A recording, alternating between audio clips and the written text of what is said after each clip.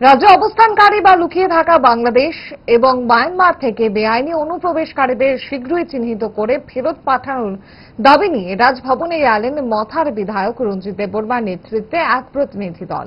সেখানে তারা রাজ্যপাল ইন্দ্রসেনা রেড্ডি নাল্লুর সঙ্গে এ বিষয় নিয়ে কথা বলেন। পরে তিনি রাজ্য ভবন থেকে বেরিয়ে সাংবাদিকদের জানান, গত 19শে মে কেন্দ্রীয় স্বরাষ্ট্র মন্ত্রক থেকে বিজ্ঞপ্তি জারি করে বলা হয়েছে 30 দিনের মধ্যে বেআইনিভাবে বসবাসকারী মায়ানমার এবং বাংলাদেশিদের চিহ্নিত করে ফেরত পাঠানোর জন্য, যেভাবে দিল্লি, গুজরাট, মহারাষ্ট্র, আসাম থেকে করা হয়েছিল। ত্রিপুরায় এখনো এই ধরনের কার্যক্রম শুরু হয়নি। কার্যক্রম শীঘ্রই শুরু করার জন্য রাজ্যপালের সঙ্গে দেখা করে দাবি জানানো হয়েছে বলে তিনি জানান। আজকে আমরা আমাদের মাননীয় রাজ্যপালের সঙ্গে আমরা দেখা করেছি। ইস্যু হচ্ছে যে গত 19 মে 2025 মিনিস্টার অফ হোম অ্যাফেয়ার্স থেকে যে 30 দিনে একটা টাইম ফ্রেম করে রাজ্যের বেআইনিভাবে অনুপ্রবেশকারী যারা বসবাস করছেন এখানে বা লুকিয়ে আছেন তাদেরকে ডিটেকশন এবং ডিপোর্ট করার জন্য যে নোটিফিকেশনটা এসেছে সেই বিষয়টা ওনাকে জানানোর জন্য আছে।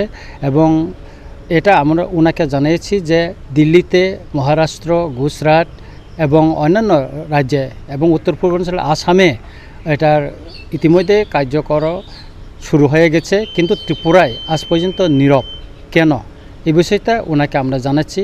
এবং ইমিডিয়েটলি এটা যেন ত্রিপুরাতেও ওই আইনটা করার জন্য।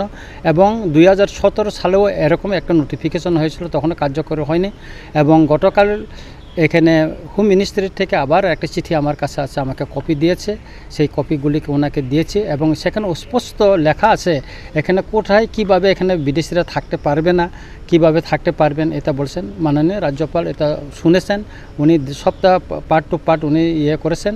সবচেয়ে উনি একটা কথায় স্পষ্টভাবে বলেছেন, যারা আছেন তারা তো দোষী, বেআইনি তাদেরকে আইনের মাধ্যমে আনতে হবে। আর যারা তাদেরকে আশ্রয় দিচ্ছে তাদেরও মানে সেম কালপিট, তারাও কালপিট, এবং তাদের সম্পর্কে আমাদের সতর্ক থাকতে হবে এবং তাদেরকে আমরা আইনের আওতায় আনার উচিত বলে তিনি বলেছেন আমাদেরকে।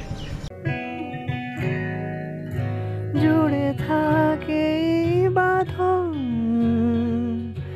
আপনার চেয়েও আপন,